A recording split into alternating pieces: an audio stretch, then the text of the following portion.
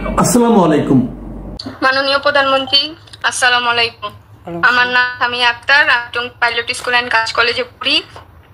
আমি স্বীকার করছি আমি আপনার বিরুদ্ধে আন্দোলন করেছি, রাস্তায় দিয়েছি।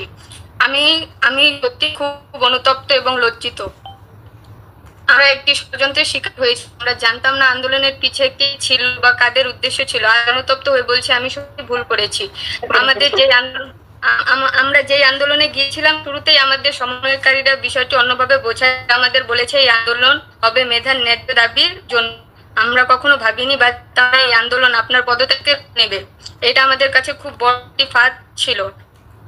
আমরা তখন বুঝতে পারিনি। শুরুতে আমাদের বলা হয়েছিল কোটা সরকারের ন্যায্য দাবি নিয়ে হবে, কিন্তু এটি এরকম ভয়ঙ্কর রূপ নিবে এটা আমাদের কল্পনার বাইরে ছিল। যখন বিষয়টি বুঝতে চেষ্টা করেছি তখন ফিরে আসার সুযোগ পাইনি। পরিস্থিতি এমন হয়ে গেছিল আমরা বের হতে পারিনি। এখন সমন্বয়করা আমাদের খবরও নেয় না। আমরা খুব বিপদে পড়েছি, লজ্জা বোধ করি। আমি আমার করা ভুল স্বীকার করছি, আপনার কাছে আন্তরিকভাবে ক্ষমা চাইছি। আমার ভুল হয়েছে। আমি এখন ভালো নেই, আমাদের জীবন নিরাপত্তা নেই। আপনি ছিলেন, আমরা সাহস পেতাম, শান্তি পেতাম। আজ আপনি নেই বলে আমরা অনিশ্চয়তায় আছি। আপনি আবার দেশে ফিরে আসুন, আপনাকে আমরা আবার রাস্তায় নামতে প্রস্তুত। আপনার কাছে আমারটাই ছিল, আপনি যেন খুব তাড়াতাড়ি দেশে ফিরে আসেন। আমরা এখন ভালো নেই, আমাদের জীবনে কোনো নিরাপত্তা নেই। আসসালামু আলাইকুম। হ্যাঁ, ওয়ালাইকুম আসসালাম। তোর নাম কি বলো? রাগিব হাসান।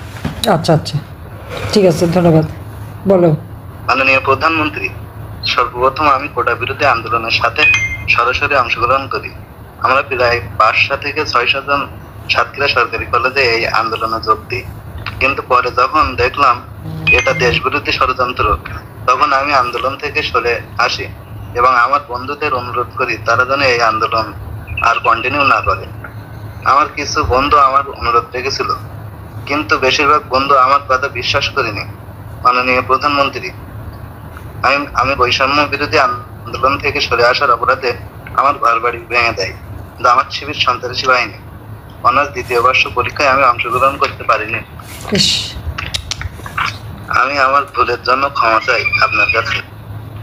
আপনি আমাকে ক্ষমা করে দিবেন প্লিজ। আমি জানি না যে হোয়াট হ্যাপেন্ড টু মি এতটা ভয়ঙ্কর ছিল আমার মতন, মানে আর বাকিদের কথা আর কি বলবো। আর যারা আন্দোলনের নাম সিপিএম এক পয়েন্টে একদমই এভিডেন্ট যে হচ্ছে হু দে ওয়ার বা হু দে আর, মানে হোয়াট দে আর ডুইং। আমি পুরাই আমি মেন্টালি প্রায় 150 একদমই ব্রোকেন ছিলাম 5th অগস্টের পর। বিশেষ করে 5th অগস্টে 32 নম্বর ফোন দেখে আমার হোল ফ্যামিলি, মানে আমি জাস্ট ট্রমাটাইজড। আমি পুরো রাত্রে বুকে হাত দিয়ে আসলে কান্না করছি যে হোয়াট আই হ্যাভ ডান। মানে ওদের ভয়ঙ্কর ম্যানিপুলেটিভ গেম, সোশ্যাল মিডিয়াতে কি ভয়ঙ্কর একটা গ্যাম্বেল গেম। আমি খুবই গিলটি পেয়ে আমি মানে আলহামদুলিল্লাহ যে আই টার্ন মাইসেলফ ব্যাক। আমি বাঙালি জাতীয়তাবাদে তো বিশ্বাস করি, এই ধরনের একটা ফ্যামিলি ব্লাড লাইন থেকে বিলং করি। এইটাই আমার জন্য মানে আই এম ব্লেসড, আমি বুঝতে পারছি। মাননীয় প্রধানমন্ত্রী, আসসালামু আলাইকুম। আমি রাজশাহী থেকে জান্নাত ফেরদৌস প্রিয়া বলছিলাম। 5 আগস্টের আগে যেভাবে ছাত্ররা কোটা আন্দোলনকে কেন্দ্র করে আমাদের সাধারণ শিক্ষার্থীকে ম্যানিপুলেট করে, সেই ম্যানিপুলেশনে আসলে আমরা মানে ওদের এই অভিনয়গুলো বাস্তব ভেবে ওদের সাথে যোগ দিয়ে ফেলেছিলাম। এবং যে মুহূর্তে ওরা মেট্রো রেলে আগুন দিল তখন থেকে বোঝা শুরু করে ফেলেছিলাম যে এটা আসলে সাধারণ শিক্ষার্থীদের ভিতরে কোনো বিষয় নাই। কিন্তু ততক্ষণ অলরেডি অনেকটা দেরি হয়ে গিয়েছিল, যে ওখান থেকে ব্যাকফুট করার মতো কোনো রাস্তা ছিল না। তারপরে শুরু হয়ে গেছে এখন এক ধ্বংসযজ্ঞ। বিশেষ করে মেয়েদের তো এখন কোথাও কোনো জায়গা নাই। আপনি ছিলেন আমাদের একমাত্র আস্থার জায়গা। আমরা ভুল করে ফেলেছি, আমাদেরকে মাফ করে দেন, আপনি আমাদেরকে উদ্ধার করেন। এবং এখন নতুন করে একটা কথা ছড়াচ্ছে যে আওয়ামী লীগ এখন যদি ফেরত আসে তাহলে আমরা যারা সাধারণ শিক্ষার্থীরা এই ম্যানিপুলেশনের শিকার হয়েছিলাম তাদেরকে নাকি আওয়ামী লীগ ছাড়বে না কোনোভাবেই। সর্বোপরি মাননীয় প্রধানমন্ত্রী, আপনি ভালো থাকবেন, সুস্থ থাকবেন, আপনার সুস্থতা কামনা করি এবং আপনি আমাদের মাঝে ফেরত আসুন। ছাড়া আমাদেরকে ভালো রাখার মতো এবং আমাদেরকে বুঝে ক্ষমা করে আমাদেরকে আপন করে নিন মাননীয় প্রধানমন্ত্রী। অরিন, তোমাকে এটুকু বলবো যে দেখো, আমার কারোর প্রতি কোনো অভিযোগ নেই, ক্ষোভও নেই, তবে কষ্ট পেয়েছি আমি, এটা ঠিক।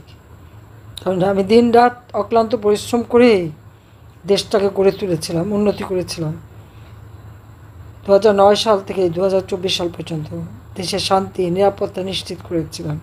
কিন্তু তারপর যখন আন্দোলন এবং মিথ্যা অপবাদ দেওয়া হলো, এটা সত্যি খুব কষ্টের ছিল। আমি কিন্তু কখনো মানুষ খুন করিনি বা আমি নির্দেশও দিইনি। এবং যে সকল হত্যাকাণ্ড ঘটেছে, প্রথম যখন ঘটলো, আমি সঙ্গে সঙ্গে কিন্তু জুডিশিয়াল ইনকোয়ারি কমিশন করে দিয়েছিলাম, কারণ আমার সন্দেহ ছিল যে এই লাশ ইচ্ছে করে ফেলা হয়েছে এবং এটাই ছিল যে লাশ ফেলে সরকার পড়বে, তা আর যেন মায়ের কোল খালি না হয়, সেই জন্য আমি সরে এসেছিলাম। কিন্তু জানতাম যে একসময় হয়তো সবাই ভুল বুঝবে। আজকে তোমরা যারা, তোমাদেরকে যে বিভ্রান্ত করা হয়েছিল, যারা ভুল করে গিয়েছিলে, আমি তাদের শাস্তি দেবো, আমি তো ওভাবে শাস্তি দেওয়ার লোক না। আমার যথেষ্ট সহনশীলতা আছে এবং আমি বুঝতে পারি। আর তোমরা তো ছোট্ট বাচ্চা, শিশু, তোমাদের অবশ্যই ভুল হওয়াটা খুব স্বাভাবিক। কাজে যারা মনে করে আর যারা এই মিথ্যা অপবাদ করে, এরাই একসময় তোমাদেরকে ভুল বুঝিয়েছিল, এখন আবার ভুল বোঝাতে চেষ্টা করে। আমি কারোর প্রতি কখনো প্রতিশোধ নেই না, আমার প্রতিশোধ নেবার প্রবণতাও নেই। আমি সবসময় ক্ষমা সুন্দর চোখেই দেখি।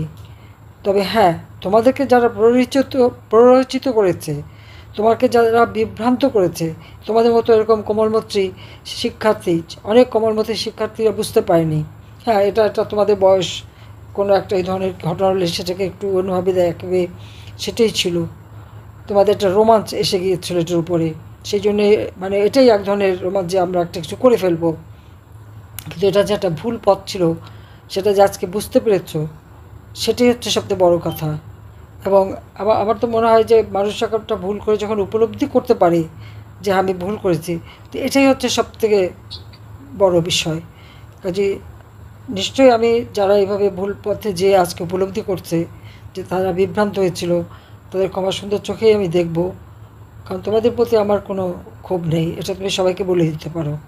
তবে যাদের কারণে এই দেশের সর্বনাশটা হলো, তাদের ছাড় দেওয়া এটা তোমরাই দেবে না, আমি জানি, কেউই ছাড় দেবে না। যে দেশের এই ধ্বংসযজ্ঞ করা আর মিথ্যা অপবাদ দেওয়া, কত মায়ের কোল খালি হয়েছে আজকে, কত শিশু পিতৃহারা মাতৃহারা, কত মা বাবা সন্তান হারা, কত সন্তান আজকে পথে বসে আছে, সেটি সবথেকে দুঃখজনক।